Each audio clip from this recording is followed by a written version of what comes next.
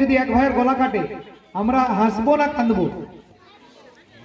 আর ছাগলে ওর ভাইকে কেটে ঝুলিয়ে দিয়েছে, আর ওর একটা ছাগলকে ঘাস দিয়েছে, ও কি করবে? কাঁদছে না ঘাস খাচ্ছে?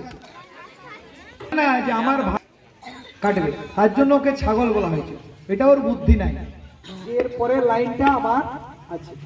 আর আমাদেরও চোখের সামনে আমরা দেখছি যে আমাদের দাদু ঠাকুমা দিদিমা মা বাবা কতজন আমাদের পাড়ায় গ্রামে সবাই এক এক করে চলে যাচ্ছে, মৃত্যু হয়ে যাচ্ছে।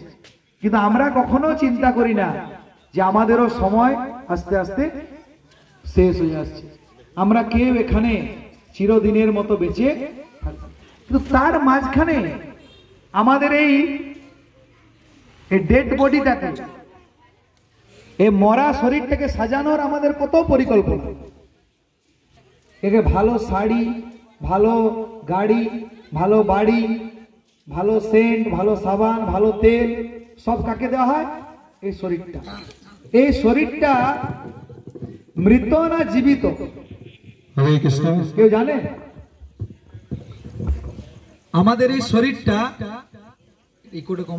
হরে কৃষ্ণ, শরীরটা মৃত না জীবিত? আমরা বাঁচা না মরা?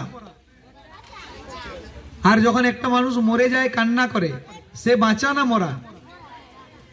তো যে লোকটা মরে গেছে বলছে, কান্না করছে, ওর শরীরটা কিন্তু একটাই আছে। ধরো কারো দাদু মারা গেছে, বাড়ির সবাই কান্না করছে, তো দাদুর শরীরটা কি পরিবর্তন পাল্টে যায় না একই শরীর থাকে? সেই লোকটাই আছে, শুয়ে আছে। তাহলে সেই লোকটা যখন হেঁটে চলে কথা বলতো তখন বলতো বাঁচা, আর ওই শরীরটা যখন শুয়ে আছে আর কথা বলতে পারছে না তখন বলছে